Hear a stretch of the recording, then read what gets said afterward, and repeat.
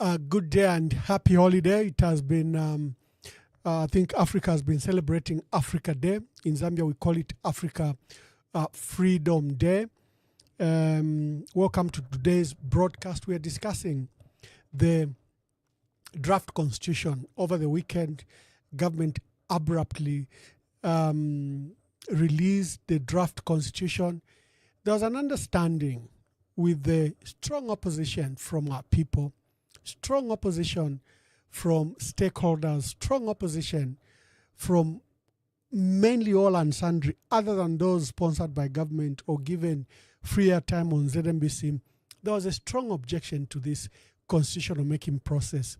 Even their praise singers like Laura Meeting objected to this process. She felt that there was not enough time.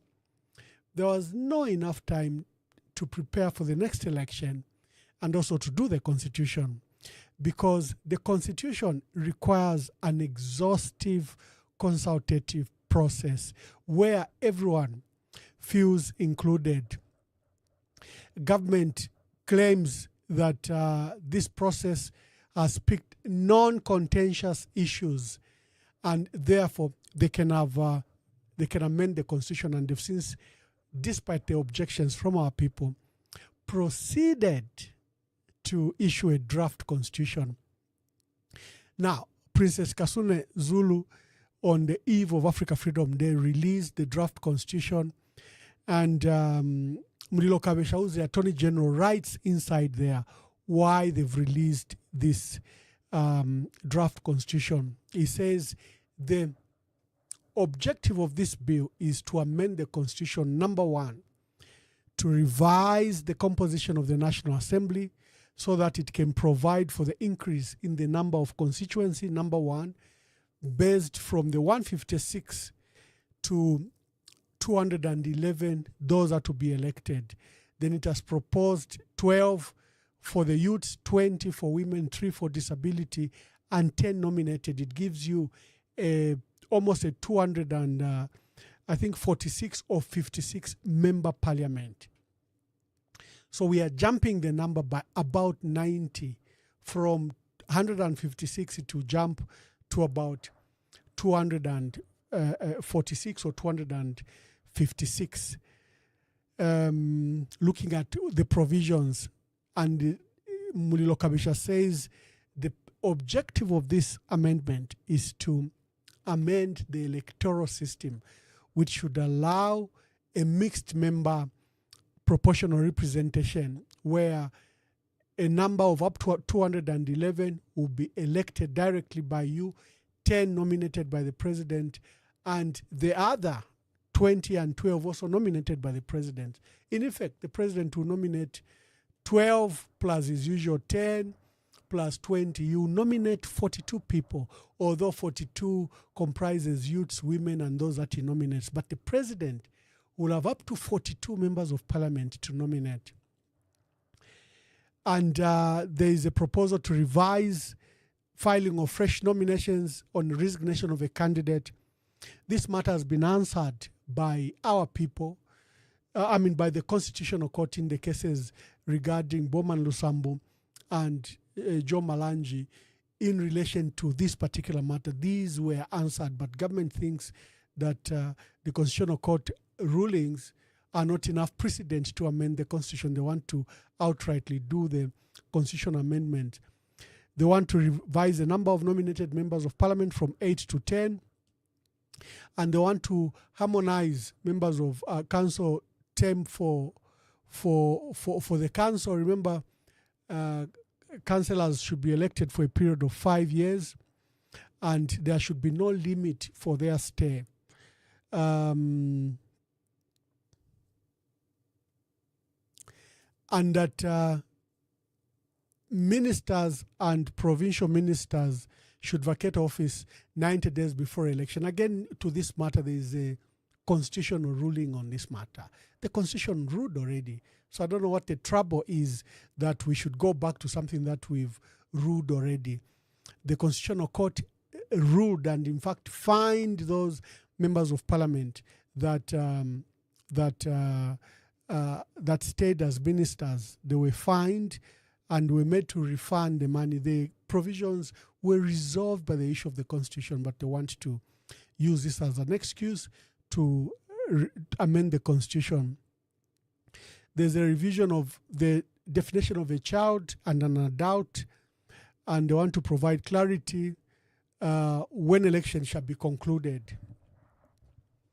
Now, the purpose of an election is that it is run by our people. An election, the constitution-making process is run by the people. Even constitutional amendments must be run by the people. If you look at all this, these have serious ramifications. You can't say these are non-contentious clauses. You can't say these are non-contentious clauses. They clearly are contentious. The delimitation process, we were told by Jack Mwimbu, who is a renowned lawyer, that you don't even need to amend the constitution to do the revised delimitation process. Just look at this. Another argument the PF are using, that because of the failing of Bill 10, we cannot delimitate constituencies. Such ignorance on the part of the Minister of Justice and the Honorable Ndubile, who purports to be a lawyer, is alarming. Article 58 of the current constitution gives the power to the Electoral Commission to delimitate constituencies without Bill 10. Wards have already been delimitated using Article 58. They have done that. The law states that after 10 years, the Electoral Commission of Zambia under Article 58 will delimitate constituencies. And when they went out in the field delimitating the constituencies, they have been using Article 58. You see, it's not fair to Zambians for the PF to be sharing ignorance. They should not share ignorance. The law is very clear. And for your information, they are also saying that because the Constitution says there shall be 156 constituencies. This is not the first time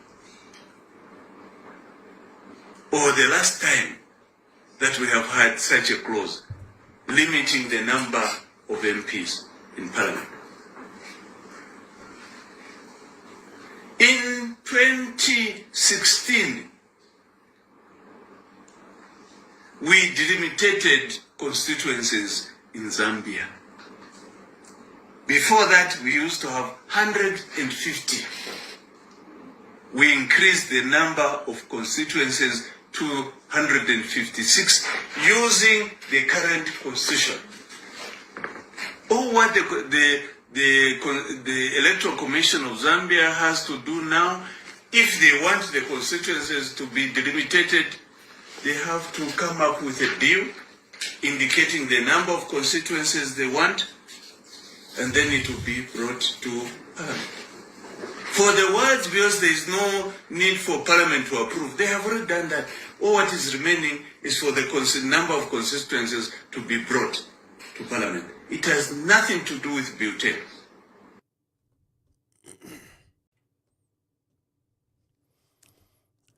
Expanding Parliament will require that we may need a new National Assembly building. You've seen how the sitting arrangement there is very limited. It's already crowded at 156. I don't know how it will be if we have to add another 100 more members of Parliament. We provide very expensive 4x4 utility vehicles for the members of Parliament to reach each constituency. This is provided for a taxpayer's money. It's provided as a loan to the member of Parliament, but it's really subsidized. First, there's no tax paid on it, no duty-free tax. So, and it's sold to the members of Parliament at book value. Literally, we subsidize that. So instead of buying 56 now will be buying over 250 of those vehicles. We might need a new parliament building, or expand that current parliament building, new offices for these members of parliament, more allocation for CDF for these members of parliament. Currently, we are a highly indebted country, very poor. We are number 6 on the chart of the poorest nations in the world, according to the World Bank. We have been relegated from a low middle income country to a poor country, and we are doing very bad. We are among the 6 poorest countries, alongside countries like Malawi, Somalia, and others that are clearly very, very poor. You have a government that is suffering an economic crisis. They've failed to resolve the economic crisis of our country, the high cost of living, the volatile exchange rate. But President Hakainde Hichilema thinks he should push ahead with these amendments. What is his motive? Well, if a president will be given a hand to appoint up to 42 MPs, why don't you think that he loves that idea? And we've seen by his previous appointment that he will just put UPND stooges, like he has done to institutions, including democratic institutions. The tools that are available by the president, for example, to nominate 8, he has not used them to the equity of our country. For example, to target young people, women, or persons with disabilities, use them to bring, just these old UPND people to those portfolios. Look at all the 8 that were nominated to those portfolios. So it is very clear that even if you gave him an opportunity to nominate 42, they will just be UPND cadres, those that will benefit their personal and private interest. We have Project 2026. Project 2026, which has an alternative view to this. We propose a lean government, a lean legislative parliament. We don't even think that the numbers should go to the extent. In fact, for the MPs, probably they should stick to the number of districts. You have 116 districts. Probably that should be your National Assembly, which district should be represented by each member of parliament. But the solution is to the decentralization policy, where now you go to the local government, where now you go to the mayor and his elected councillors. You give them resources, you give them district plans, they develop that area. You give them resources, and parliament becomes what it was designed for, legislative. A parliamentarian, I hear this cry by many people that a parliamentarian, the areas are very large, we can't be represented. Why? Because the local authorities are non-functional. The government at district level is non-functional. If your councillors are working and they are sitting in a council and they are bringing development, you will not even remember you have a member of parliament. Currently, our people feel that they need to be represented because local government doesn't work. They think that the MP should travel to Lusaka and bring development, bring a road, bring a crossing point, deliver a school to them. That is the mindset. Why? Because local government doesn't work. And that's why we laugh at this CDF approach to local government. We need to carry out a proper devolution, proper decentralization policy. And I'll come to that, which is the alternative we are proposing, other than blowing up the number of members of parliament. Should be a lean one, in fact, if possible, just to the number of districts. Each district should be represented by the MP who you send to Lusaka to go and deal with legislation, nothing else. Then development is done at a local level. So before I go into deeper issues, there's something that happened today that has set social media ablaze. It's just not the dress of the vice president, but there was confusion at City Market when council police, apparently instigated by our brother Chiti Mwewa, popularly known as Simon Mwewa Lane, invited the police to remove cadres or marketeers, that had put new stands outside the new market. See what happened. Council truck is being attacked by street vendors there. The vendors are grabbing their goods from the council trucks there. You need to send reinforcement here. The vendors are grabbing their tables from the council trucks. The council is overpowered here. They're overpowered here. You need to send reinforcements. Just to let you know, guys, that I've been attacked by marketeers who were trading illegally on the side of the market. I've been stoned. I've been attacked. Councillor, police, you need to send people to help us here.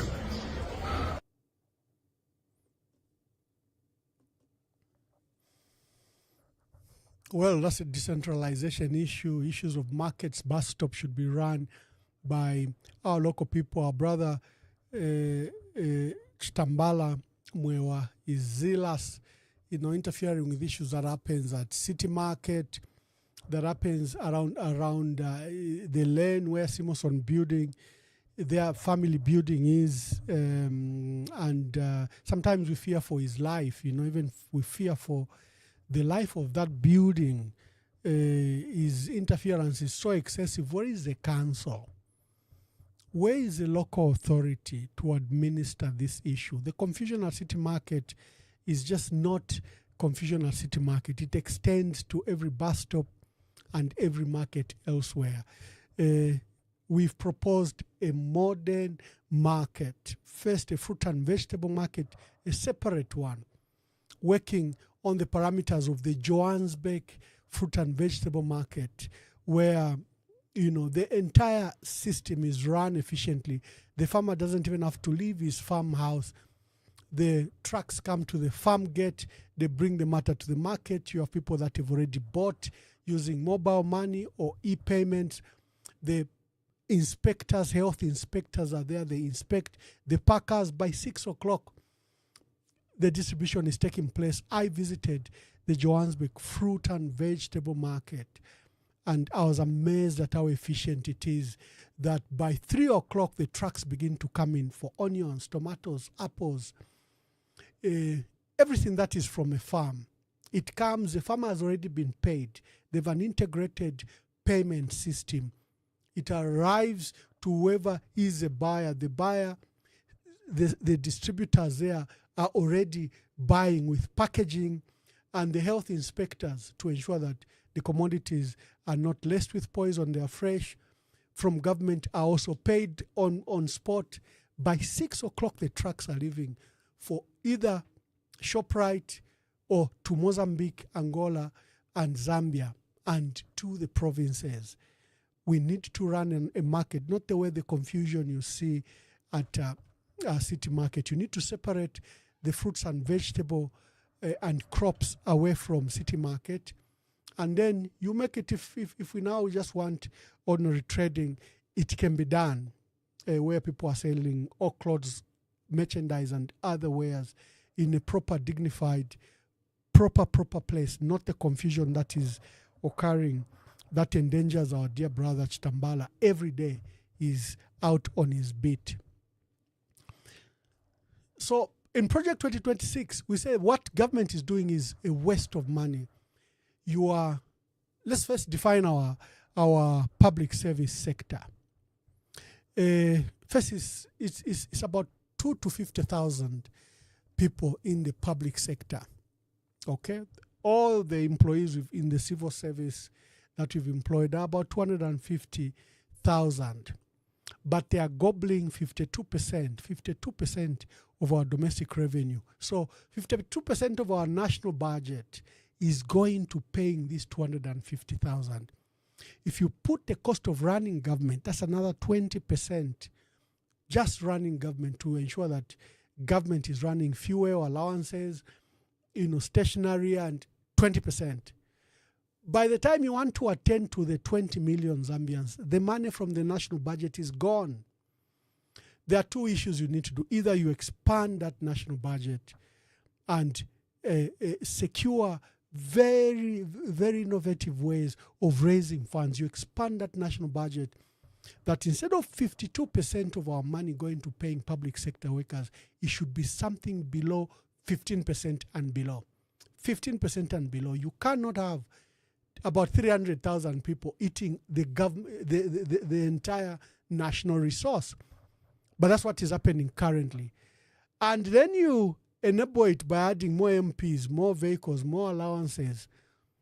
The speaker gets about over 350,000 kwacha and his deputies and MPs in allowances, and then you have to give them this gratuity every 2.5 years. Is something our country can't afford. We are proposing something totally different. The waste of money being proposed by President Hakainde Hichilema in this fashion, it doesn't help with governance.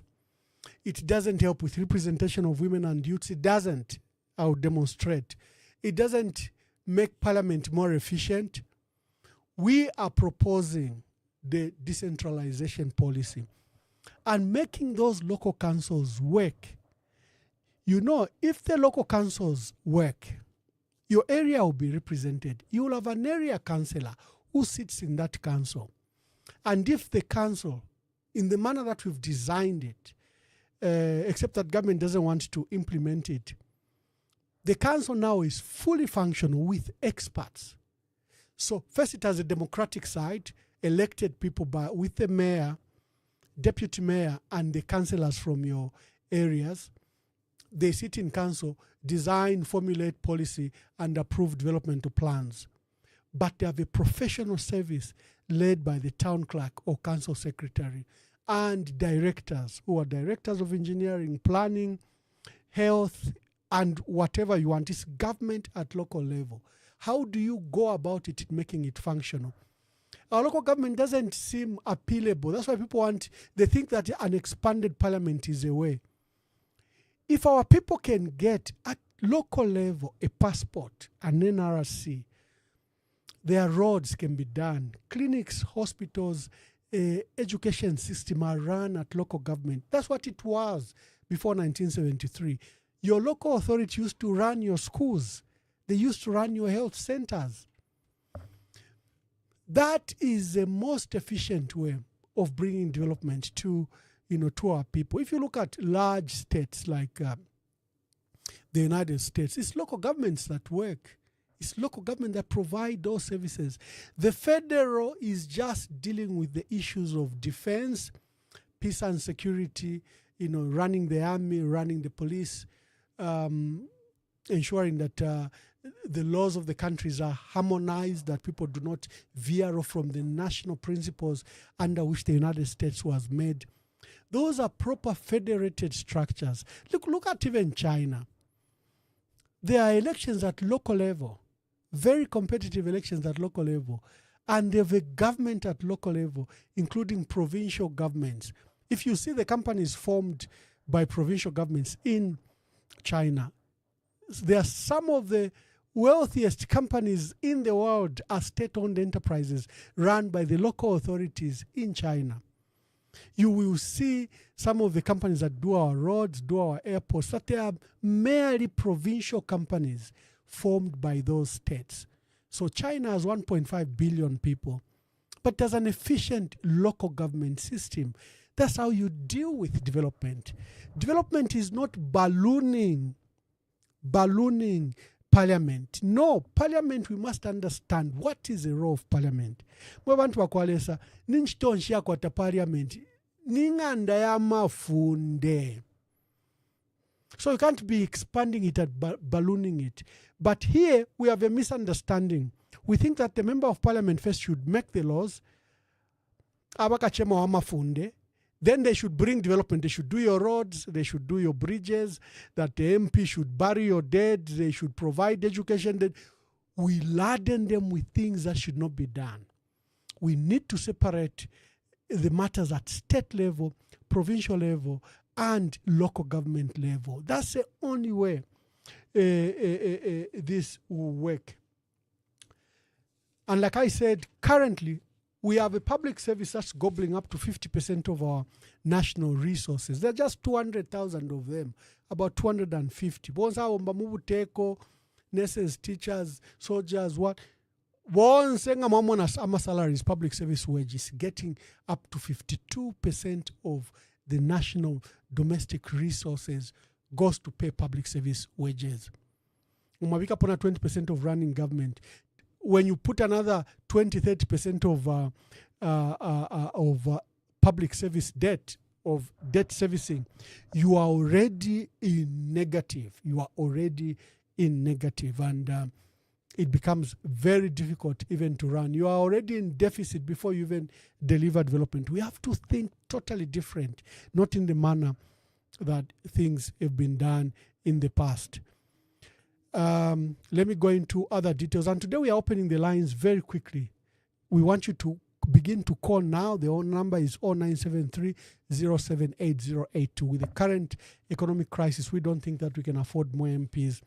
In fact, for more effective representation, it's a local authority that has to be enhanced, supported, and financially given fiscal autonomy, domestic resource mobilization, and funding from the center. Our people will feel government immediately.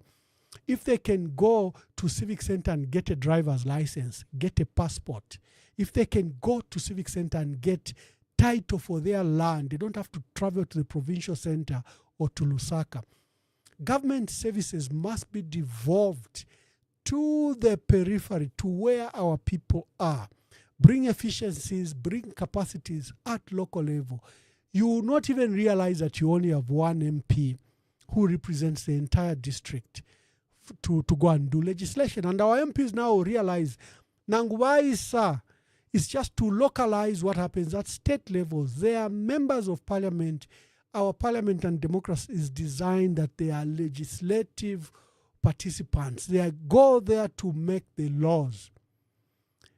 Noma tulafilufyanya ifwe tubona kwati ba MP bafuire baleta omusebo bafuire bapanga bridge ba MP bafuire baisalala pachiriro ba MP, and that's why we feel they can't represent. We think that Kalomo or Dundumwezi or Mpika must be divided in many times, because we are thinking that the MP should represent us.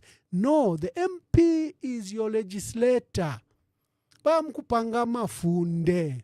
Abakuleta development at local level should be the council, the district, and the elected mayor and these councillors. And our duty is to give them a professional service, to ensure that they have professional procurement unit with proper procurement regulations, that they have a director of planning who can sit with the community to plan development for the area.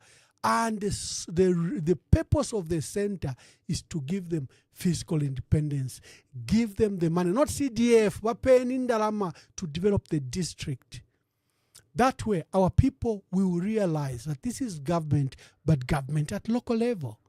But Chilabushiku, it doesn't matter how many times we can balloon parliament, we will not achieve development. MPs don't bring development. No. They are legislators. They can support your budget, but they should worry about the national state of affairs. Currently, our people have worked in rural provinces where our people feel alienated. When I was in Northern Province, I went to Eastern Province. Now, Eastern Province, they also were saying the same thing, that government has forgotten about us. Nothing works, you know. When I went to Western Province, it was even worse, because there are Barose feelings and Barose activists and the sense of need for independence. It was even worse. These feelings of being felt that they are alienated away from Lusaka, that Lusaka worries about Lusaka and Lusaka doesn't care about them, is because they can't feel government at local level. And we are going about it the wrong way by expanding our parliament. Therefore, this constitutional proposal is useless and should not be admitted. Our MPs should reject it. It's not necessary. I think this is time to change the paradigm shift. People are beginning to call. Please, you are welcome. Make your calls. Someone is asking, how do we make your contributions? You can send an audio to the number. The number is 0973 078082. You can actually call directly using WhatsApp, or you can send a voice note or message. I'll read it. So, good. Another one says, I'm trying to call. Please call and participate. We are proposing something totally different. Abandon the constitutional making process. If you look at what they want to do, expand parliament from 156 to 256, it's not necessary. What we need to expand and support is local government, a government at local level. You already have an MP elected by the people there. You have a mayor and council chairperson elected by the people. You have a professional service in the council secretary or town clerk supported by directors.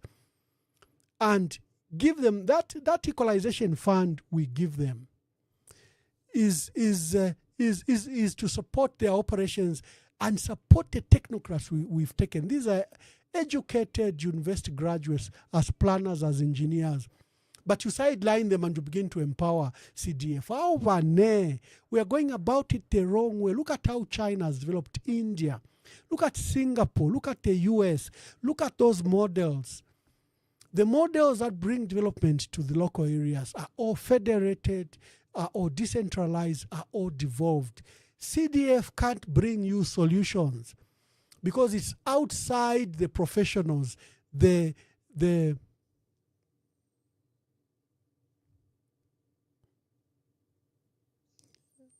calls are beginning to come in. Yeah, you can call and you participate in the debate. Thank you very much. You can call.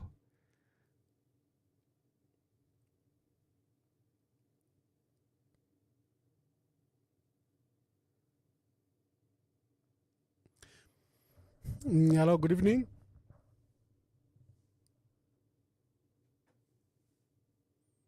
Hello, good evening. I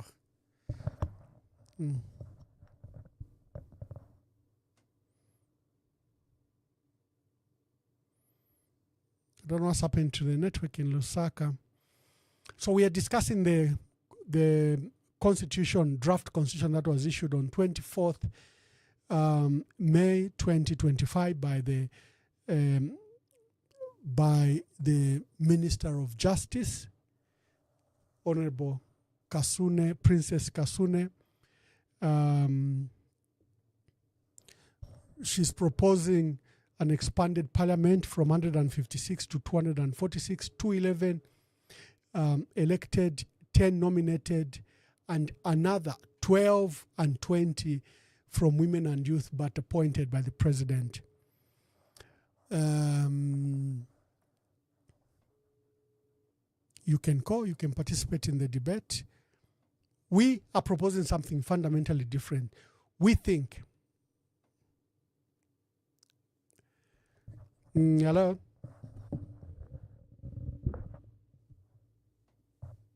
Hello? Uh-oh, it's not connecting. Hello? You can send a voice note if it's not connecting. Maybe that would be better. Send a voice note.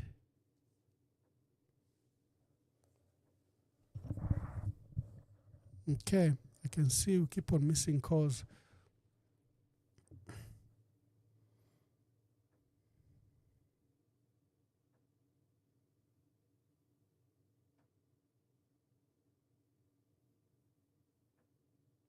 Okay. So today we are discussing this proposal from Parliament from government of President Hakainde Hichilema. He wants to amend the constitution. Key among them is to change the electoral system. He brings it to a mixed member system, and he wants to expand that parliament to 256 MPs, 246 or 256, you have to go through the numbers, because they are proposing 211 directly elected by you and me. That's an addition of 55 seats. Then 20 nominated from the women, 12 nominated for youths, and then the 10 that the president is increasing from 8 to 10. So the president will be able to nominate up to 40 MPs, because even the youths and women there'll be the nomination of the president. He might consult NGOCC, he might consult youth groups, but you and I know that what that means is that it's a president appointing those things. We've seen for judges, we hear that the president has to consult the Judicial Service Commission. The Judicial Service Commission has to, seek open invitations and recruitment. Then they propose to the president, but it doesn't work. He currently hired 27 judges, and all of them, he just appointed them. So, and can we afford them in the structure it is? And for us, we have an alternative. We think that we already have an established local government system that just needs strengthening. We need to devolve, decentralize, and we need to make government be felt by our people. We need to decentralize services. For your titling of land survey, everything should be done at local level. Your civic center at your local level must do that. There are places like Lusaka. The 7 constituencies can become 7 districts. They don't have to be constituencies, looking at the number. So Matero should be a district on its own. Mandevu should be a district on its own. It can be a constituency, it also can be a district. And you bring then those public services at local level. I noticed that in many places, for example, power distribution and water distribution is a process done by local authorities. So ZESCO should hand over its distribution and retail process to districts, where the Lusaka District Council is the one that brings electricity to you. So that capacity of engineers, electrical engineers, mechanical engineers, and their capacity to deliver power to you, maintain what is done by you, including the retail part, where they collect the tariffs you pay, and then at a fee they remit back to ZESCO. That's what's done in South Africa. Local authorities in South Africa are the one that bring water and electricity to you. It's not done by ESCOM. ESCOM terminates when it reaches the districts. Then the local council takes over and distributes that power to you. There are many mechanisms of making those councils viable, raise domestic revenue, provide capacity. Even, our development must be revolutionary. We must begin to think differently. Even if you expanded that parliament to 300, 400, 500, it doesn't bring development, not at all. At Kandolo Nkunyansh, development is there with our people. If I can go to the civic center at my local level in Luansha and collect a driver's license, because RATSA has devolved those functions, if I can go and buy my road license at civic center, if I can go and get my passport at civic center, people will feel the role of government. And that way you decongest the cities. The reason people come to Lusaka is everything is done in Lusaka. From land, title, survey, everything is done from Lusaka. Issuance of passport, everything is done from Lusaka. These are functions you strengthen local government, and we already have a democratic structure supported by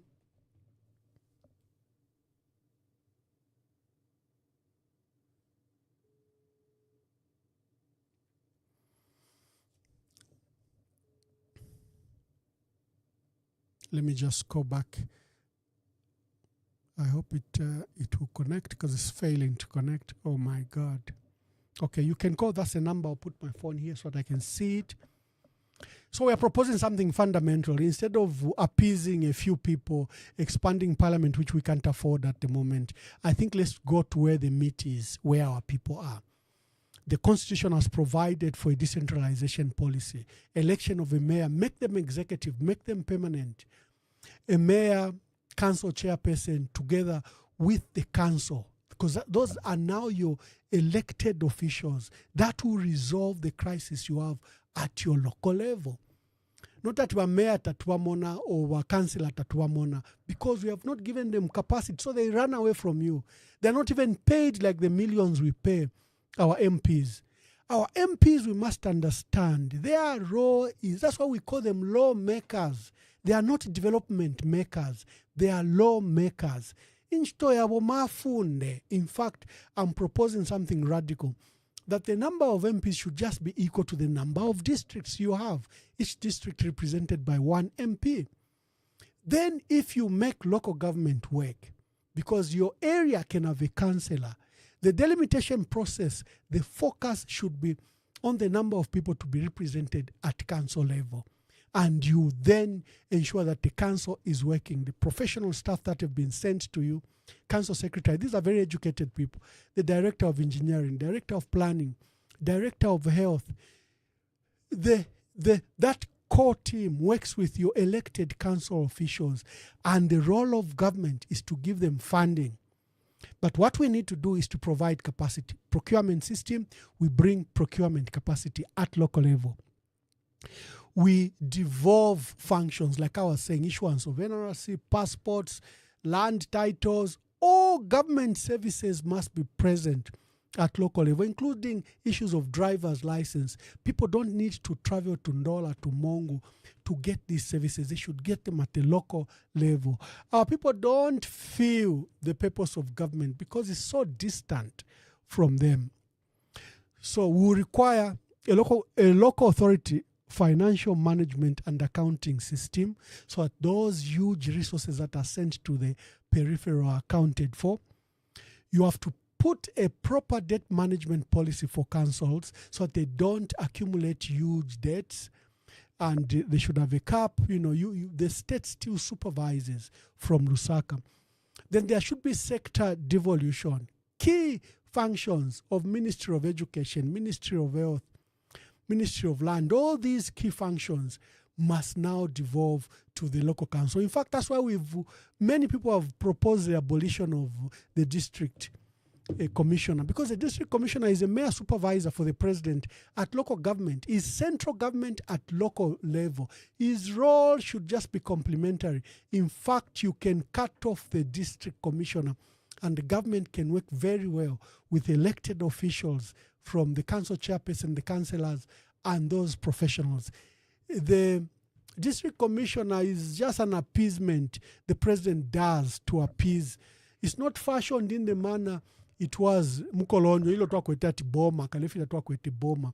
Because the district commissioner would do the functions of both the mayor or the governor or the council chairperson. That's what the district commissioner was.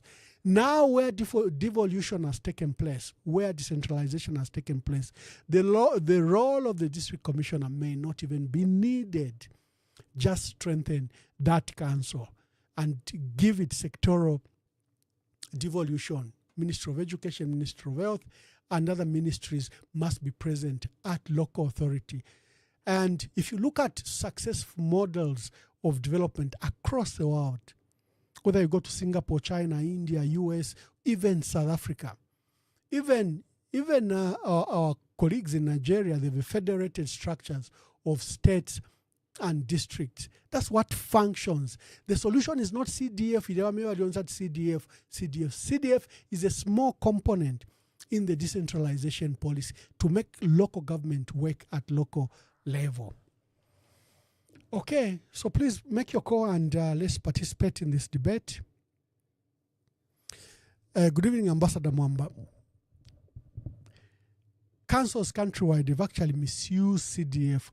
If you listen to the Public Accounts Committee audits, there are a lot of irregularities in administering these funds. Members of the ruling party and other council associates are misusing the funds. We have a lot of CDF projects that have been abandoned, not even halfway. These are projects whose funding was 100%. I agree with you. CDF doesn't work. It's a looting frenzy because you've taken away the powers. You've given it to cadres and cooperatives. You've taken it away from professionals. If the council secretary and his team tell you this project can be done under this fashion, you will have them fired. You will report them by President our PF, but I'm shares. So you have cadres at local level have more powers over CDF than the professionals. CDF under the current structure can never deliver development. In fact, it will deliver that yellow machine because there's an incentive for people that are buying those yellow machines. But that's why those yellow machines are just packed throughout the year. They buy an expensive equipment, but there's no fuel to support it. Even if you put fuel, that process is confused. We need to get back to what decentralization is, what devolution, how development can be done at local level in a proper scientific manner, tested methods. The method the president wants to do through CDF can't work. I saw the report yesterday where they've said they should audit the desks that have been delivered to schools because most of them are below par, below standards, and they're already breaking. And, the statement was saying we didn't say local should mean cheap and things that break within a few months. But that's what has happened. We said we'll provide jobs to our carpenters across the country and that they should provide desks. Now government has issued a statement that they should audit the desks that have been delivered because they are poor quality, poor standards, and most of them have broken down. CDF under its current structure is a looting frenzy. They are getting those loans, no one will pay back. They are crying for those grants, no one even bothers to follow up on what they used it for. It is a looting frenzy for the party cadre. He says, I belong to UPND, I campaign for President Hakainde Hichilema, give me the money. That is the attitude. CDF cannot bring development. And I agree with you, if you see the number of audits regarding CDF, it's just a looting frenzy. It's just money people are looting. They are getting money for projects that are non-existent or abandoned, or there are few cases where CDF is working, but I can tell you, under that current structure, it can't work. Our proposed structure, it can work. You go back to the council. You go back to district planning. You go back to decentralization policy. You go back to where our people feel represented. There will be no need to have such a huge number of MPs. There will totally be no need if your local government system is working. If your councillors are properly paid, they are properly sitting in that, and they are planning with the local officials, and government has delivered. That's why I'm saying you already have by the constitution a democratic structure. The MP, the mayor or council chairperson is elected by you directly. But what you haven't done is you haven't given him money, you haven't given him power. You have a council secretary, a university graduate, town clerk, university graduate, the directors, university graduate. We send them equalization fund because the council at the moment can't afford them. So we have to give you money at local level, equalization fund, for purposes of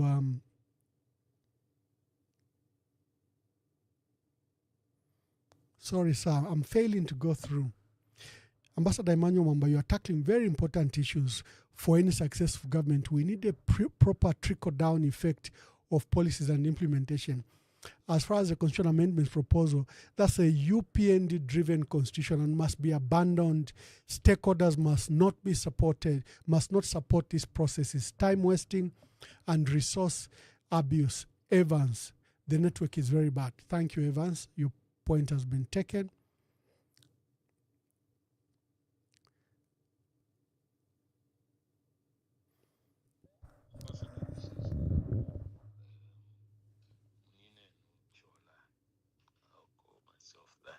Yeah, let's hear from this. I'd like to just speak on this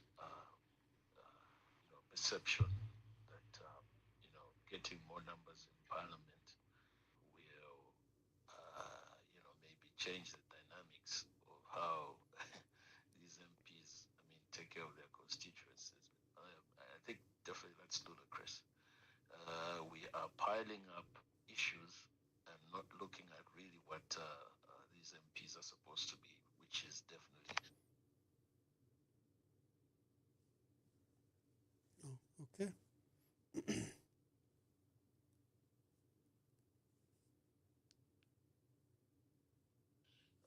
Lawmakers.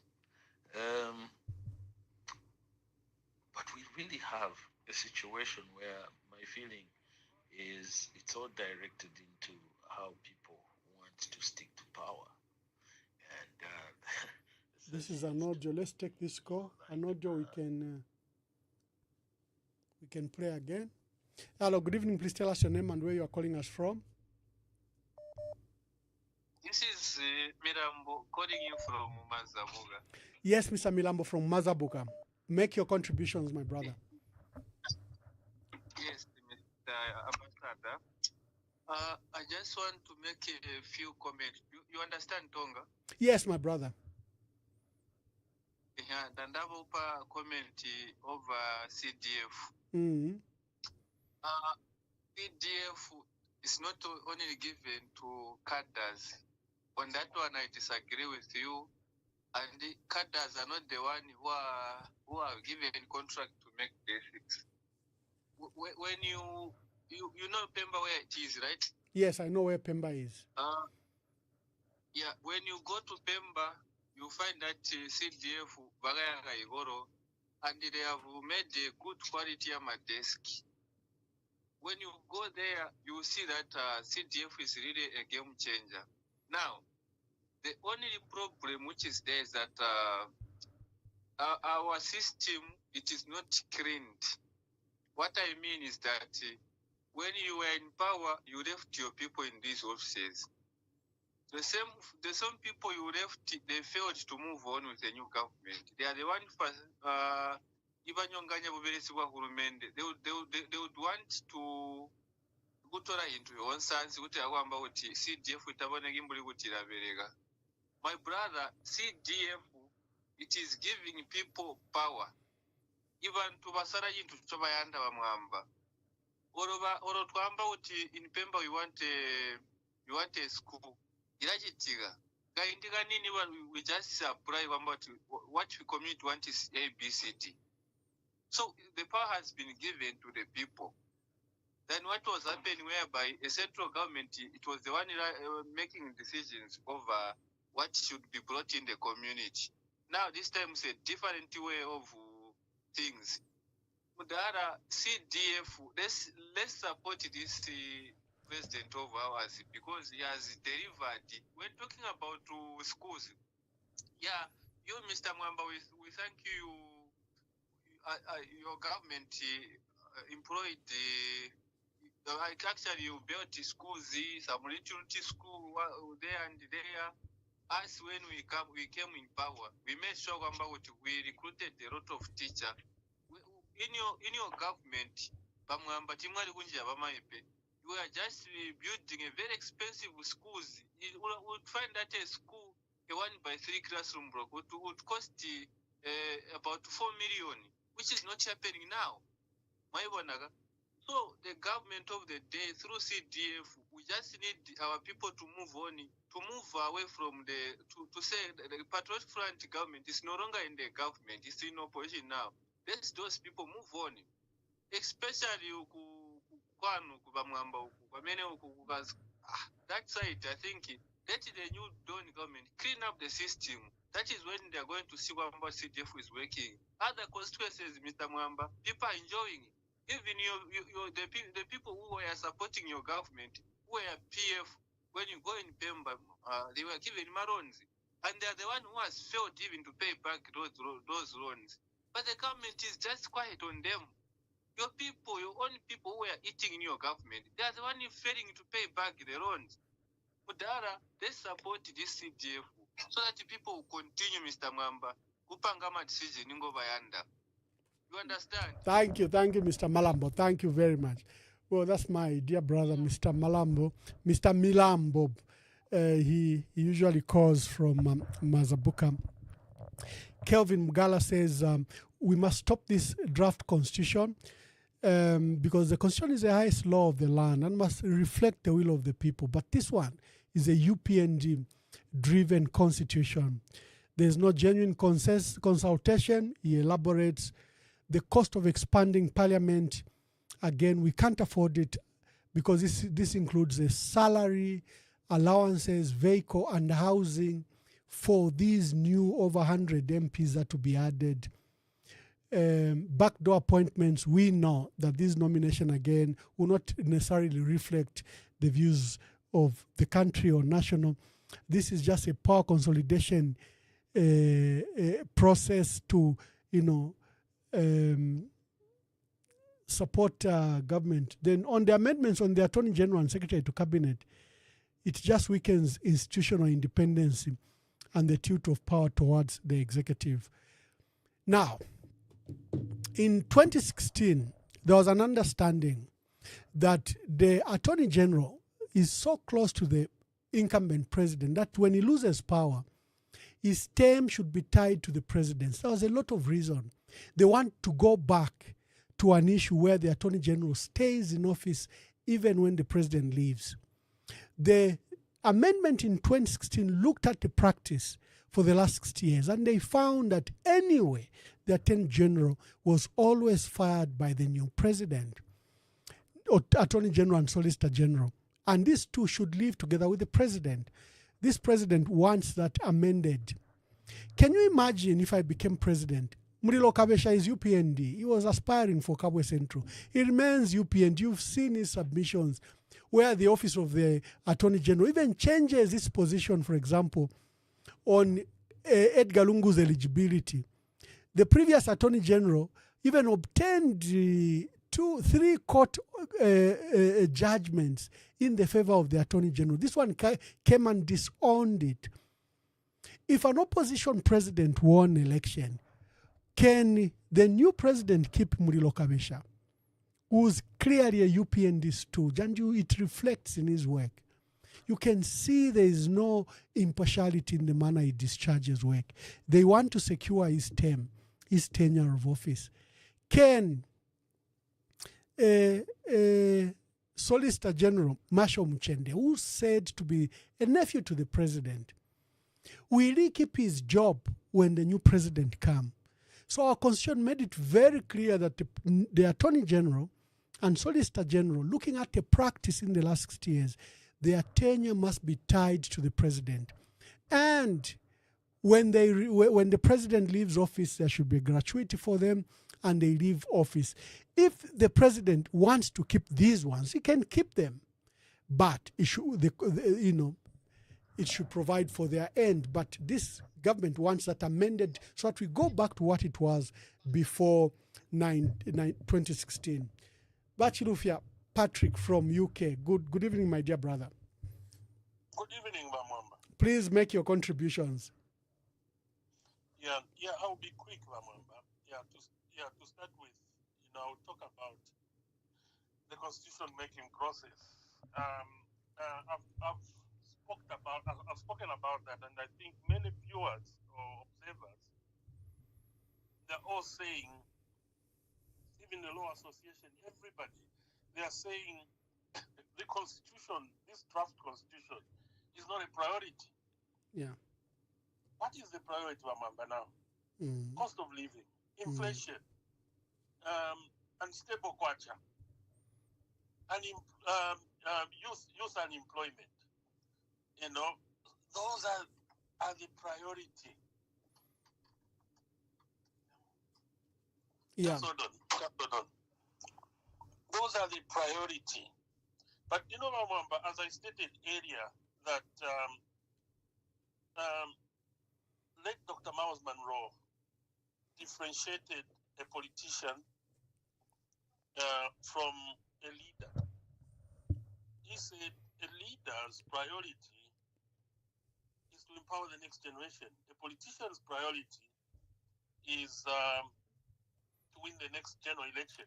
This draft is just to consolidate the power of the president and also also to win the next general election. And also, so it's not a priority. It should be stopped, and we shouldn't allow it. And then increasing the number of MPs from 156 to 215. But we don't have money. To 256. To 256, Mkalambwand. 256. We don't have money. Is this a priority? Again, this is lack of leadership.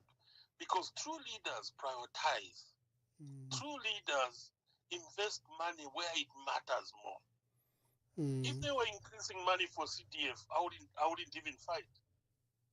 And this will cost a lot of money.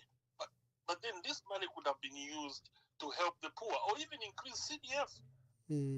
So this should not be allowed.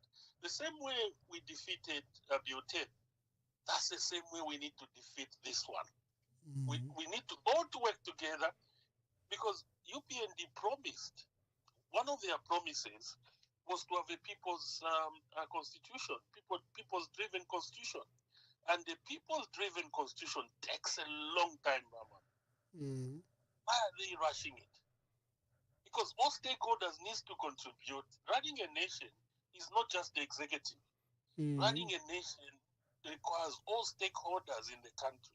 The church, the business people, the Zambian people, government institutions, civil society, they all need to be involved in this process. But for a long time, this constitutional making process in our country has been hijacked by politicians. Yeah. I remember during the Manawasa Willie Mungomba constitution, there was a submission from most Zambians about, you remember Bamwamba, about access to information. You remember? Yes. You know what happened? The Minister of Justice at that time, I think it was, I've just forgotten his name, he's late. He wrote to William Mungomba and tell him that you need to remove the access to information recommendation. Who does that, Mama? So this should not be allowed. Then, Mama, but the limitation, the one they are using to increase the constituencies, the limitation does not mean increasing the constituencies. The limitation means realigning the border of the constituencies. You're in America. America has been doing the limitation every 10 years for 57 years. They've never increased the number of senators and the number of representatives in the House of Representatives for 57 years. In their constitution, it says every 10 years they have to delimitate. But you will never hear one constitution created. It's for realigning the borders of the constituencies. So even in Zambia, we can realign them, but we still remain with 156. Yeah. So, and then the issue of the Attorney General, Amamba, very important. That recommendation is very dangerous. That recommendation is not for Zambians, it's for the politicians. It's for political expediency. Bamwamba, the Attorney General, the Solicitor General currently are appointed by the President. If they were appointed by the Judicial Service Commission, that's a different ballgame. Then they can have a tenure now. But there's no separation at the moment. Since these guys are tied to the executive, they are appointed by the executive. There's no separation of power. There's no autonomy in Attorney General. Autonomy, just like the director of anti-corruption is appointed by the president. The director of ECZ is appointed by the president. They have no autonomy, and yet the constitution says it has to be an independent electoral commission. Yeah. So not until the proper separation of power between the executives and other institutions, we can have a tenure for these guys. I'll give you an example. Mm. Mopani situation. What did the government tell us? They were given they were given legal advice by the Attorney General, isn't it, Mama? Yeah. That Mopani is not a state institution, and hence should not go to Parliament. So, in case HH goes in 2026, we want to revisit Mopani. How are we going to revisit Mopani with the same Attorney General who gave a wrong, to me, that was a wrong advice, or he was forced? So how do you do that? Yeah. Yeah. I raised my case, Mom.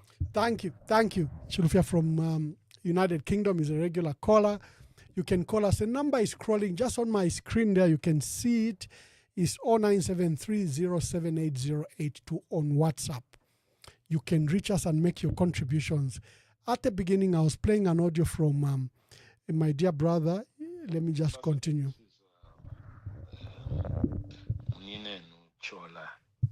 I'll call myself that. I'd like to just speak on this perception that getting more numbers in Parliament will maybe change the dynamics of how these MPs take care of their constituencies. I think definitely that's ludicrous. We are piling up issues and not looking at really what these MPs are supposed to be, which is definitely lawmakers. But we really have a situation where my feeling is it's all directed into how people want to stick to power. And the sense here is to, blow up the balloon so that the balloon can carry you at whatever time. And then when you look at issues of, where they're saying if there's supposed to be a by-election, then we just handpick whoever is supposed to take over. That already is infringing democracy. Democracy must be such that the people should choose who fits them. And so when I look at such proposals of, let's just handpick so that we save money. Whoever said democracy is cheap? Democracy is not cheap. And if we do subscribe to it and we do believe in the tenets of democracy, we should forego the process. We should definitely then have by-elections and people should always speak. What if the people are so upset with the deceased, or they have a criminal who was an MP and then is impeached or whatever? Then there has to be a choice. I believe these things are being rushed, and they're being rushed at a pace that I certainly think we are losing it as a country. Thank you. I hope you do get to read my message. Thank you very much. That was a Milambo who said CDF works is a game changer. Well, Milambo, don't argue with me. Look at the public audits that have been done from the National Audit Office, especially on the 2023 audits for CDF. And don't blame civil servants and you claim that they are PF and they're trying to frustrate government. That excuse is lame. It doesn't hold water. Civil servants are civil servants. In fact, for us, we have a huge plans for civil servants. We've said there will be no civil servant that will pay as you earn. All workers in Zambia will pay 15% and below, nothing above. And for those earning 0 to 10,000 kwacha, it will be tax-free. But we widen the tax base so that there's no loss of revenue to the state. We sympathize with civil servants. We think that they are heavily laden with this debt. There's predatory lending by microfinance institution. We have said will shift the burden of what they owe to the Zambia Public Microfinance Institution, which is a government-owned entity, as we resolve the landscape that has allowed for this predatory lending to take root. The purpose of microcredit is to support people, bring them into financial inclusion, give them powers to buy cars, furniture, and other things, not to drive them into debt and to drive them to death the way it is. So you have to harmonize the role of microcredit lending. The visionaries who promoted micro lending recognize the power of lending, that if you lend money to people, it just builds the economy, but not at the rates that our people are lent to against their salaries. You can never recover.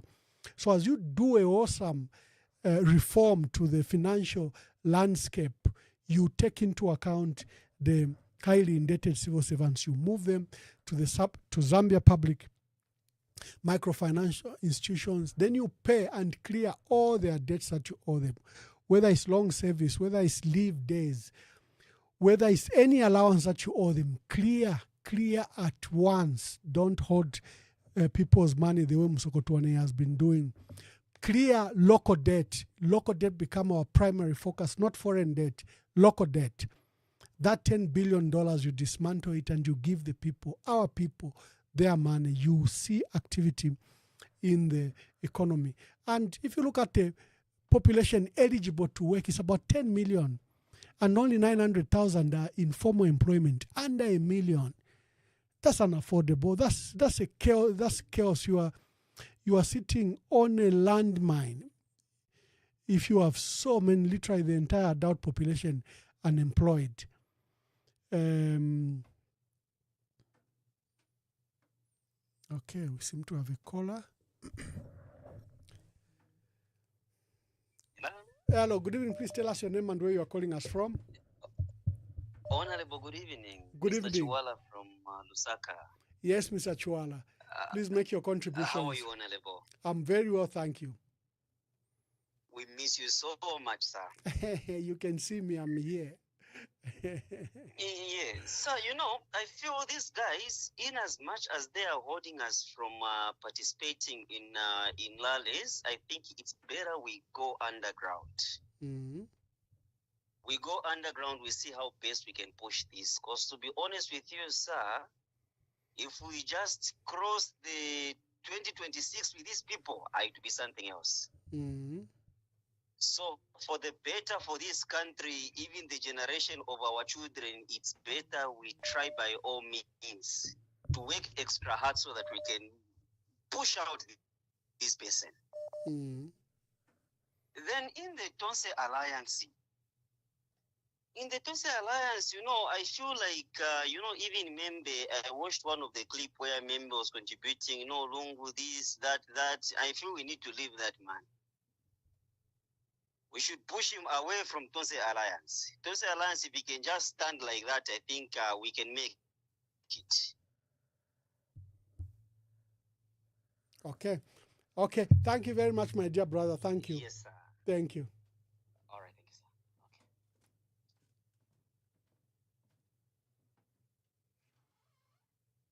Yeah, please go, make your contribution. About Tonse Alliance, my view is very clear. I think that we should allow Harry Kalaba, Muhabi Lungu. We should allow everyone, Fred Membe, into one opposition front. That's what you need. You need a united front to dislodge the PF. I was looking at the people standing for parliament in Malawi. 26 presidential candidates. We just need to be strategic. This government is not good for our country, is not good for ourselves. I think it's very important that the opposition mobilize themselves and they stop looking at who can be or who can't be a member of the opposition. Okay, we have another caller. Good evening, my brother. Hello. Please tell us your name and where you are calling us from. All right, I'm Dr. Mlenga from Lusaka. Yes, Doc, please make your contributions. First of all, I want to commend you. I don't know how many people might have told you, but you are extremely intelligent. Oh, I'm grateful, sir. And your discourse is on another level. I hope the Zambians are listening to you. Thank you very much. Because you are teaching them to think, not with their emotions, but with their brains. Thank you. Let's to the proposed this increase in members of parliament. As I agree totally with you. The duty of a member of parliament is not to bring you a bridge, to bring you a school, to bring you a clinic. The member of parliament is there to legislate. When you increase the numbers, it doesn't mean anything at all. No. But we know what they mean by increasing anyway. And we don't want to remain, stupid about it. The issue here is about control. It's not about women or youth or what and what. No. The man sees himself not succeeding through 50 plus 1, percentage. He knows that. And what do you do? In this case, let me increase the numbers of MPs so that at least I'll have some control. Even if I lose, there will still be some control. But if I win, then it will even be worse because there will be so many 42 appointed, MPs, whatever you can call them. So the issue is not about women or youth. That is nonsense. Everybody must understand that. I commend trying to bring people to think clearly on this issue. Yeah. The issue is simply control. The guy is looking for control. He knows he has done his, Basushushu have done the analysis. They have told him, no, you're not very popular. You might lose, blah, blah. What do you do? Control parliament somehow. So it's not about the youth, the disabled, all that nonsense. It's nonsense, total nonsense. Yeah. And I want to stand here and tell the people of Zambia, please don't fall for that nonsensical explanation about empowering the youth, empowering women and the disabled. If it's so meant to empower them, why the 8 appointees were all fossils? Yeah. Why? Yeah, why? You should have done it with your 8. The 8 is so little a number. You should have shown it at least 6, 3 youth, and 2 maybe women, maybe 1 disabled. Then we could have said, oh, the guy has got good intentions. But it's all nonsense. It's all nonsense. And I commend you. Please continue preaching. And I hope that the people of Zambia are listening to you because you are giving them a very, very good foundation to start thinking. Our people, they think with their stomachs sometimes. Doc, thank you very much. And thank you for your contributions. Thank you very much. Oh, that's Dr. Mlenga. Thank you, Dr. Mlenga, for that wonderful view and contribution and the good kind words to myself. We aim to bring service to our people. Today we are discussing the proposed draft constitution. We think it's not necessary. It's anchoring on expanding parliament from the current 156 to about 256. They want 211 elected. They say they will take into consideration the delimitation report from ECZ. Up to now, they have not disclosed where these new seats will go to, the 55 new seats will go to. I've got Mr. Mabo from Italy. My dear brother, Mr. Mabo. Good evening, sir. Good to hear from you.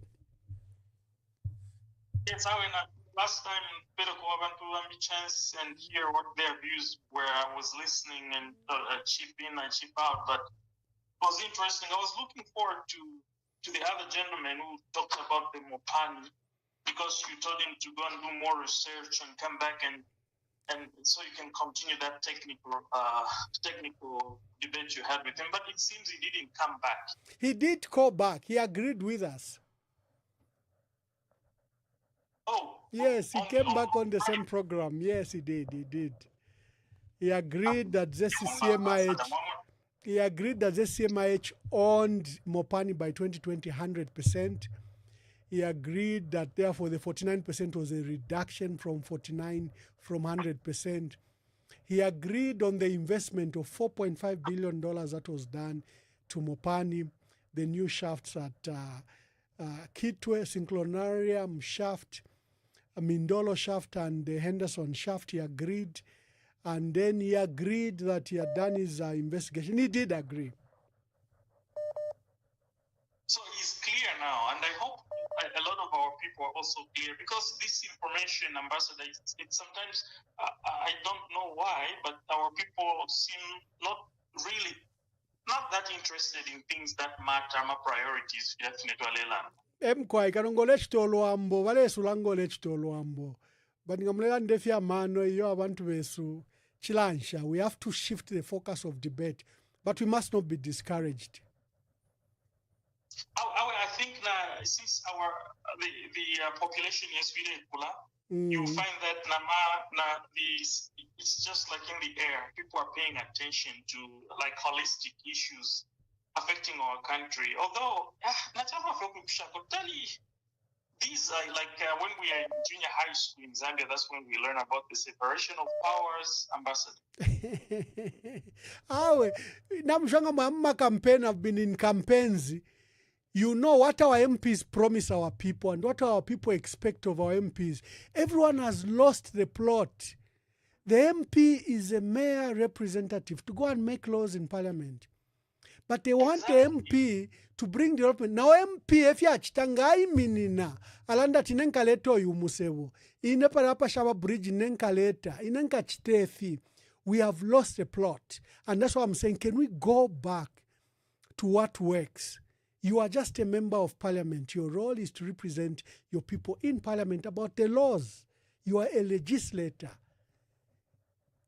No, but to like the basics of civic education, the three arms of government, they belong to the legislature, but if mingle and mix with the executive, what's really going on? Yes, because MP has found it easier to pandit themselves as an agent of development. Inenga mwansalanga military development, takawa development. Yet an MP can bring development to your area. It's not possible. It's just not possible in the framework. That is why you see a lot of MPs who would even spend their family money to build a road or build a bridge or pay school fees, because we have lost the plot. But if we are to develop this country, we have to be serious, Wamabo. We have to be serious. That's the word, Ambassador. You said it was serious. I think we actually go more like a joke, man. You mentioned China, ambassadors. I'm passionate about China, maybe because people some but you know about their standing committee elects. Their standing committee elects the Politburo of China. China has more than 1 billion people, almost 1.5, I think by now, 1.4. Yeah. And in the Politburo, the highest organ that's in charge of policy direction in China only has 7 members, ambassador, out of 1.5 billion people. Yeah. Now you know why they have only 7 people. These are the people who die for their motherland. You can't bribe any of these people.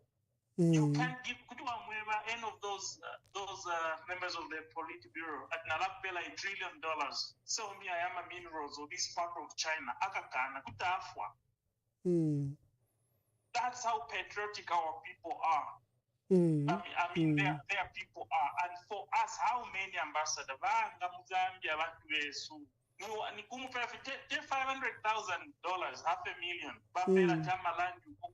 foreigners, sometimes Panama issues at the chiefs. So Adama chiefs giving a land to foreigners. Land, imagine, land. So I wanted to ask you, Lelo, how can we make our people more patriotic to the land? Understand that it's very important to be loyal to the nation, not to personal interests. You can't be using the government machinery, even destroying the sanctity of the Constitution to channel its effects to some personal gain, which is very shallow, because most of our politicians have lived more years than they are about to live. If somebody is 60 years old, chances are that they're not going to live another 60 years old, 60 years from now, So whatever they are doing, posterity will be not on their side, or they are on the wrong side of history, and we will suffer a new generation which is coming. So, in how the question I have is, even if you come back to power, ambassador, or anybody else, how can we make most of our people, even just 7 or 8, 10% of our population, a little bit more patriotic, that they can't sell our own, they can't sell their own people, their own minerals, their own land, their own constitution, their own everything that really matters to any country that considers itself sacred. And I would like you to. I'll answer Amabo. Thank you very much. I'll answer Amabo. Thank you very much. That's our dear brother Mr. Mabo from Italy's president of Zambians living in Italy, and is a very passionate contributor to this program, and also a very passionate lover of our country, and he preaches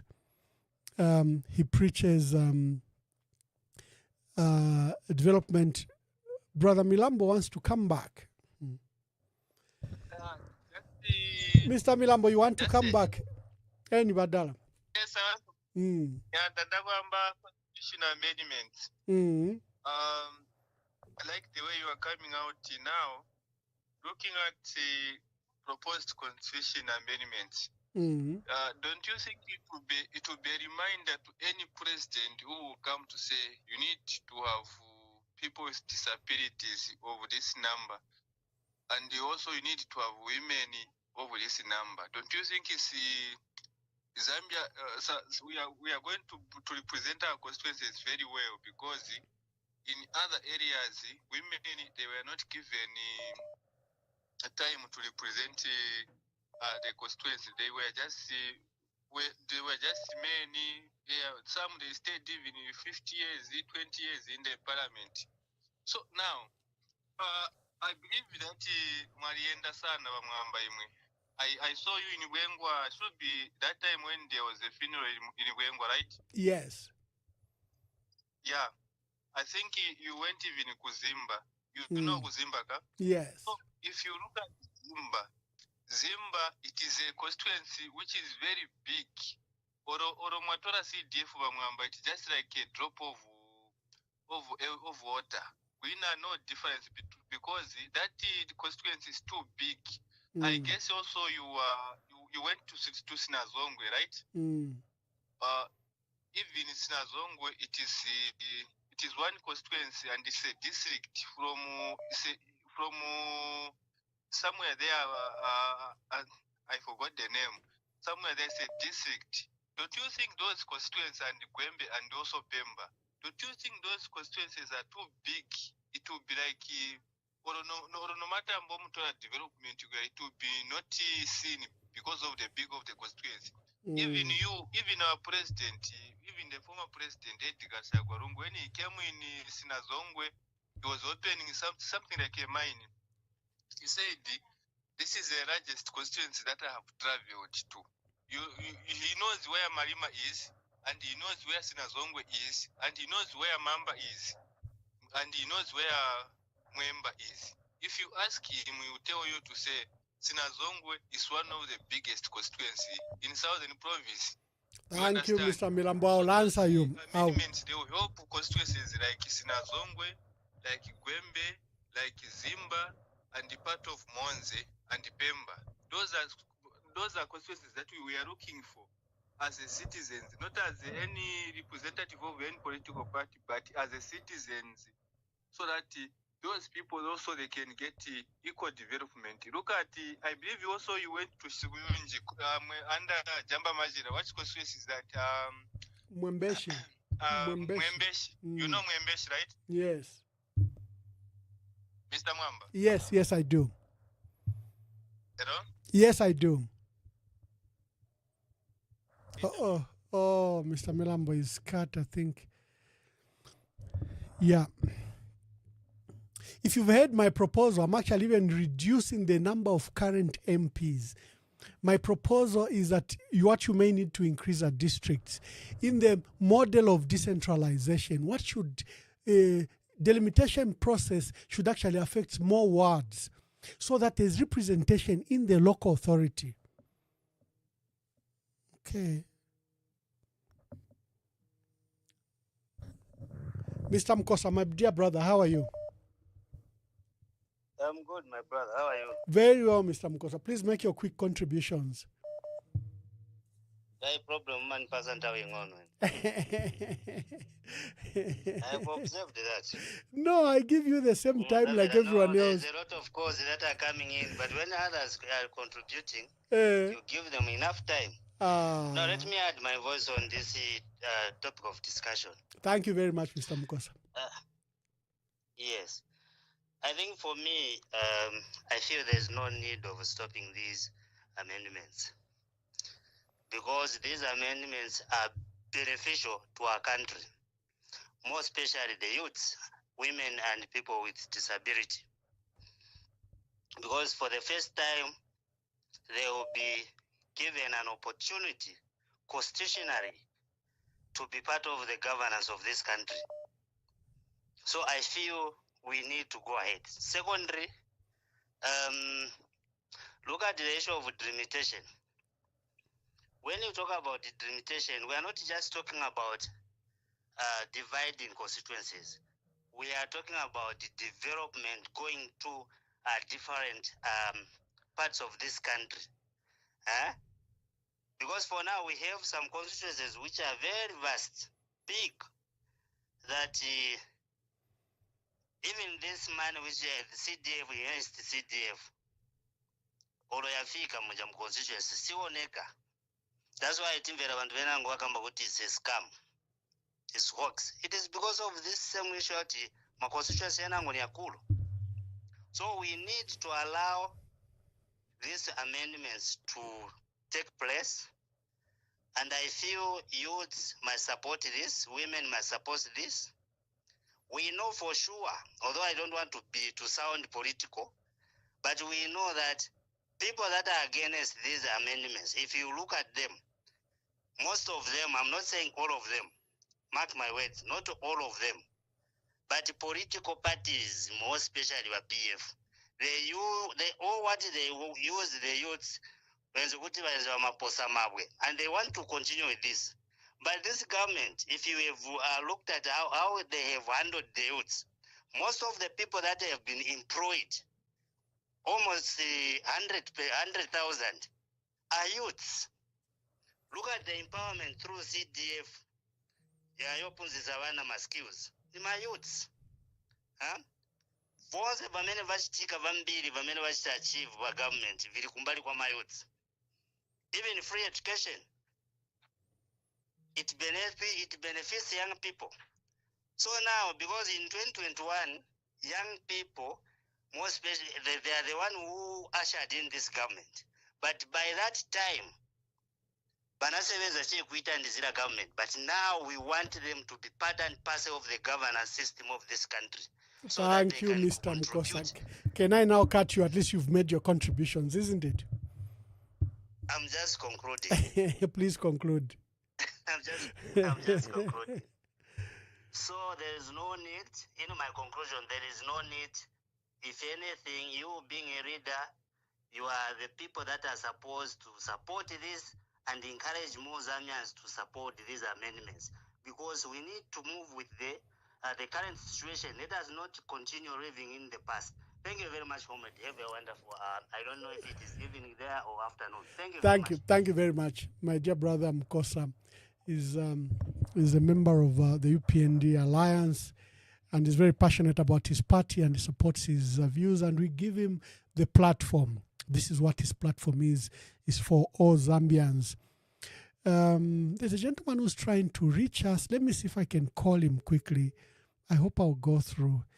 I've got most of his missed calls from this number. Okay. My brother, I had to call you because I've seen that I've missed most of the calls from you. Please introduce yourself and tell us your name and make your contributions. Okay. My name is Alex. Bamwamba, how are you? I'm very well, thank you, Alex. Where are you calling us from? We are from Zambia, Lusaka. Wonderful. Please make your contributions. Yes. Okay. I just wanted to maybe talk about CDF. I've heard a lot of submissions from, I can actually tell, I think it must be from Southern Province. He's talking about Pemba and those kind of districts. I think what we are missing to those brothers that are contributing from that kind of angle is CDF is not per se bring development, especially if you cut constituencies. We cannot develop because there are constituencies where you find it's a game park. Part of it is a game park, and maybe on the far corner, that's where a lot of people stay. And then all this area, it's void. There are animals, and there's maybe just forest. So it cannot be a reason to delimitate because the area size is big. Yeah. So we should not delimitate just for the sake of cutting constituencies and you think we'll go and develop. What if there are no people in those areas? What are you cutting those constituencies for? So for me, especially even what they're trying to do with this constitution they want to amend, we should all rise up and not support this, because I can see many of the proposals are only meant to perpetuate the stay of the current regime, of which we cannot support, because eventually we'll have no parliament that will stand up and speak for the people and then even bring development, because it will be just a one-way street. It will be one executive putting in whatever they want to do. I've seen amendments, some of them that are saying that you can disband parliament and put in people that you want, which does not make sense for me. So proposals are like we want women and youth, but we're talking about very small numbers of people. Then what is the agency of amending this constitution? Because 12 youth as opposed to 260 something members of parliament, that's very, very minimal. You look at the disabled, 3. It does not make sense. If anything, it should be we should enhance the political parties bill, which will make political parties adopt more youth, more women, and the disabled, so that if they are voted in, then they can go and make numbers that will make sense. Yeah. So I think it's just like a carrot being dangled, and now it's come out in the light that they didn't mean what they were saying from the onset. They just wanted to use the youth, the disabled, use the women, so that we can go to parliament and go and change. But there must be something that they want to do in there that we don't want to see, or they don't want us to see. So I don't know what we can do. I don't know, as a country, you guys in political parties, people on the ground, I don't know what we need to do so that we can stop this amendment. Otherwise, we're going to lose this country, and beyond 2026, we will have no country to talk about. I submit. Thank you so much. Thank you. Thank you very much. Thank you. Another argument the PF are using, that because of the failing of Bill 10, we cannot delimitate constituencies. Such ignorance on the part of the Minister of Justice and the Honorable Ndubile, who purports to be a lawyer, is alarming. My brother, Article 58 of the... Please tell us your name and where you are calling us from. Yeah, this is Sensho Banda. Honorable Sensho Banda, good evening. Good evening, how are you? Very well. We are discussing the proposed constitutional amendments and the proposal to expand parliament to 256 MPs. Yeah, for me, as an entry point, my first issue is that, Zambia has had a very painful history in terms of constitutional making process, and it has been a lengthy one. And the turning point was when we had I think it's Manakatwe commission review, in which actually the people of Zambia had trusted the good intention of government to spearhead and manage that process. And what that culminates into the betrayal of people's trust. So from that time henceforth, you've noticed that the power base to ensure that towards making of the constitution had to shift to the people. Successive governments, they tend to legitimize the popular body, which among other things undertook to come up with terms of reference, a roadmap, and other things. This, the outcome could not have been perfect, but this successive government, they recognize and acknowledge the constitutional principle that the power to amend or amend the constitution lies with the people. And this is the history and the principle which this UPND government, choose to put aside. And they went ahead, without consulting the people, and we saw the president saying, actually, the people have agreed. We're not in Kasama. Went ahead and says, actually, the draft was there, and actually we proved that the draft was there. And the issue is that they said this government had good intentions for the people of Zambia. And because of the experience of Manakatwe Review Commission, the good intention of government is never good enough.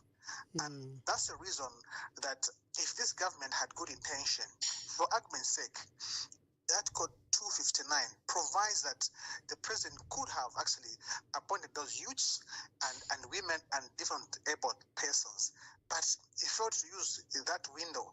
Another example again is an issue of delimitation. Article 58 and 59.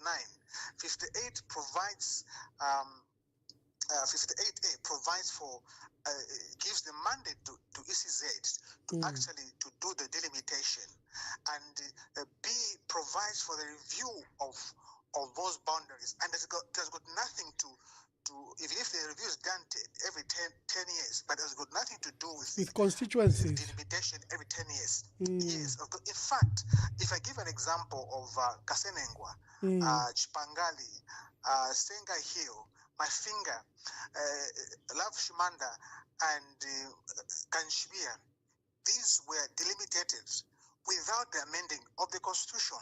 So again, the government had the mandate to do so, using that window. So that good intention, which the government has, does not arise. Let me give an example. Let me cherry pick just one provision in the constitution, that Article 52, which they say they will actually, which is clause 6, to be deleted and replaced. And clause 6A provides that it does nomination. When the nomination are done, and subsequently somebody pulls out, what they're saying is that actually the elections will go on. But you and me know very well that the resignation of an individual can have externalities in terms of the resignation that have nothing to do with the party. In fact, it's possible with those who have resources buy about 20 MPs and they resign. So what that does is that it differentiates voters and also deny the people to have the right representation in parliament. If you look again, B, it talks about when the court nullifies that nomination, the elections will go ahead. Let me give an example. We've seen what has happened before, because one thing is that we should characterize people by actions and will never be deceived by their words. For argument's sake, we've seen what happened Kabushi and Kwacha, where the court was very clear what needs to be done. But that was what they did was contrary. Now, in this case where they say when the court nullifies, and however you go ahead and have elections as prescribed in terms of the dates, what will happen is that, what if some UPND stooge go in court and says actually these presidential candidates, they've got cases in courts and so on and so forth, and the matters are taken to court, and the court decides otherwise, and those candidates will be pushed away because there's not provided a remedy as to what happens to that party which has lost a candidate. You have President HH with a Mudiokela, you know. It's only at clause C, which talks about when someone dies, that's when there's a provision of cancelling and having new nomination. So these are some of the issues which we need to deal with, because this at Article 52 can change the democratic outlook, can change the power base, can change. It's got a potent to destroy what we've built from 1991. So for me, this constitution I actually call it a poison cherry. You know, it is sweetened on the outside, but at the core of it is dangerous. You know, so for me, I think Zambians should stand up and say no. And in any case, the power to change the constitution or amend lies with the people. If they so desire, let them wait. We have an election, and then they come back. If people say yes, we'll be elected you back because of your good works, then let them follow through the process, that the people who are the owner of the constitution participate in the process. I think for now, I'm saying Zambia should say no to this constitution making process, and the bills bill what has been brought forward. Those are my thoughts. Thank you. Thank you. Honorable Sencho Banda, I think he should be our last caller, although there is another perpetual caller who's calling. Maybe let's give them an opportunity. They should be our last callers. Our view is that this constitution amendment process is not necessary. It's a distraction to the preparations for next year's elections. The intentions are not clear. There is no adequate time to bring consensus. My dear brother, I had to call you back because I've seen you are one of those people that have been calling and have not been going through. You are our last caller. Make your contributions. Thank you, Mr. Mwamba. Thank you so much. Yes, sir. I'm trying now. Yes. Yeah, I just wanted to contribute on the same topic. If you have a name, tell us. If you wish to remain anonymous, you can tell us. I remain Mr. X. Mr. X, make your contributions. Thank you so much. On the issue of members of parliament and youth participation, you know, women and youth participation in parliament. If our government is passionate about empowering the youths and the women participation, we would have seen what is happening. We have seen today they have unveiled the MP for Rumez. Out of 7 of them shortlisted, there was only one woman, and they have gone to pick the man. If they are passionate about women and youths, they would have gone to that lady who was just alone out of 7 of them, out of 6 of them. He was just the only lady who applied and shortlisted. Just a scam. We have seen that is a scam. If they are passionate about it, we would have picked that lady. And she was the only person who was applied and shortlisted amongst the 7. Yeah. And that man was Gary Nkombo was fired. We expected a youth or a woman to be appointed. Yes. Out of those, Gary Nkombo was fired. We expected a woman, at least, or a youth, but they have replaced him with somebody who is out of the youth watching. So it's just a scam. I'm not sure if this is, at least, Mr. Mwamba, let's just block this. I don't know which way to use to stop these amendments from Parliament. Otherwise, we are not happy. We see the way things are going. No. We can't trust these people. Yes, correct. Thank you very much. Okay, I think that was our last caller, Mr. X. Today we're discussing the proposed constitutional amendments, and we came down to the proposed amendments to expand our parliament from the current 156 member parliament to 256. We think that that's totally not necessary. It's a contentious matter. There is no time between now and next year's elections to achieve consensus. This process has been driven by the executive, by the UPND. It's not a people-driven constitution. Our people have not asked for these amendments. We then lay before you a proposal that, in fact, the solution is not on the number of MPs to represent you, because MPs are mere legislators. Their role is they are not development agents. They are not agents of development. They are legislators. That's how the Constitution defines them. They are lawmakers. Their role is to make laws on your behalf. Approve national budget. Look at the health of our nation from, peace and security at that level as members of parliament.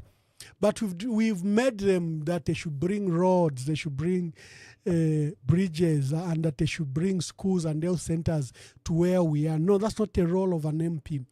Our MPs, in the manner they were fashioned, they should be in parliament, in Lusaka, to resolve issues of the law. Development, our proposal is that should go to the local area. In fact, the delimitation exercise should expand more wards so that our people are represented. Then they sit in that local chamber. That is your mini parliament where you need to focus development. Empower ministries, ensure that there is proper decentralization per sector. The sectors should be at local government level. Propose the decentralization of government services, such as issuance of NRC passports, driver's license. The issues of land titling and land survey should come to the local area, including developmental initiative of water and electricity. You empower the local authority. We already have a structure that is working. That is why we are sending equalization fund, because you're very highly qualified university graduate at local level, at a district level. Why don't we strengthen that system? Ensure that you have proper capacity for its procurement system and give it fiscal, both resource mobilization and fiscal decentralization. Take the money where the people are. Let them plan for development. And these technocrats, with the elected government structure of the mayor, democratically elected, or council chairperson, and the councillors, they sit in chamber, you give them money, they budget for the district. What roads need to be taken, what water needs to be taken, what electricity needs to be taken where, what crossing points need to be done where. CDF, we've demonstrated that CDF is a peripheral issue. CDF can never be an agent of national development. You are going to have, it's poorly supervised, it's poorly structured, it's token resources for the MP to ensure that there is some urgent issues to be done with. Development should come at a district with your councillors, with the mayor or council chairperson, with the technocrats, and then they deliver development to the district. We think that's a more efficient way. And if you look at models that have brought development, those are the models that have delivered development. CDF can never. That's why it currently says looting friends. Mr. Milambo from Mazabuka or from Monza insists that CDF delivers and it's a game changer. It's not a game changer. We have an alternative plan, which I think can be a proper deliverer of development. Your MP is a lawmaker. Wakuyapanga mafunde parliament. That's the role of the MP. We make them promise you roads. We make them promise you fertilizer. That's not the role of an MP. Let's streamline the role of an MP. Is a lawmaker. I should go to Lusaka to make laws for you. That's why there are 9 months in Lusaka, because their role is to ensure that they pass those legislation and law. There would be representative in nature is that they can speak to your area. In fact, you can reduce a number of MPs from the current 156 to the number of districts. If there are areas that are big, like Sinazongwe or Pemba or Mpika, or any other area that is big, you can fashion a district out of them so that you bring the same structure we are talking about to that area. This will be transformative. This will bring development far faster than any other model that I know in comparison. So until we begin to think like that, you can even increase the number of MPs to 500. It will not bring development to your area. It will not.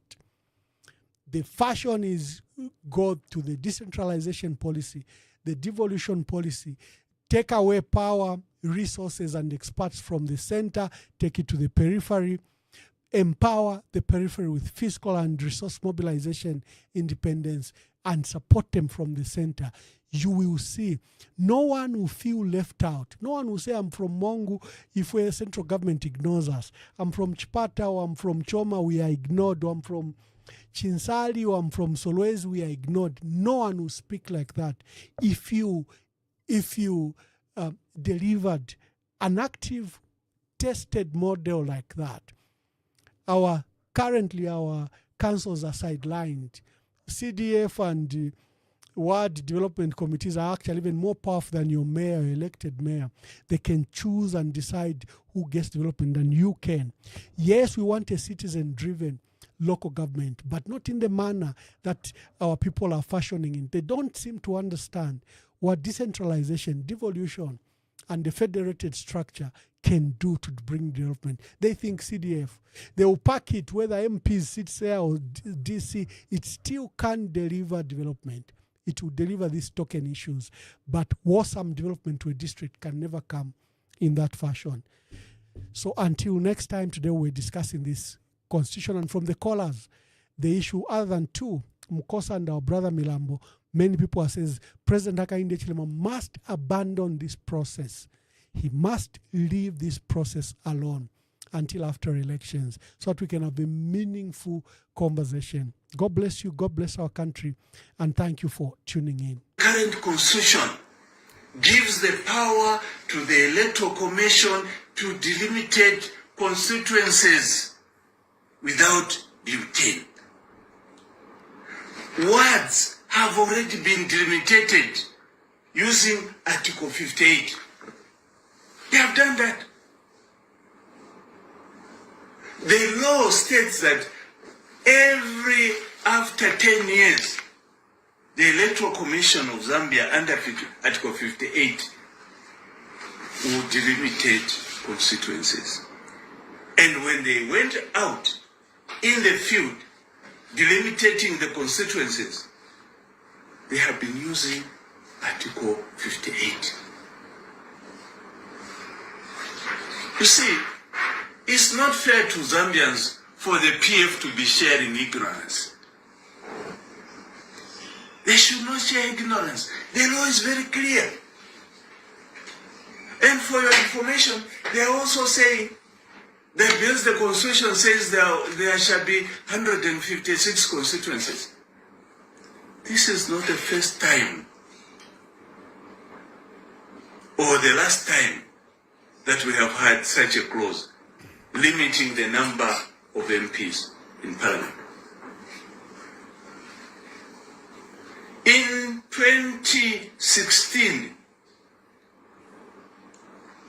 we delimited constituencies in Zambia. Before that, we used to have 150. We increased the number of constituencies to 156 using the current constitution. Or what the Electoral Commission of Zambia has to do now, if they want the constituencies to be delimited, they have to come up with a bill indicating the number of constituencies they want, and then it will be brought to Parliament. For the words, because there is no need for Parliament to approve, they have already done that. All what is remaining is for the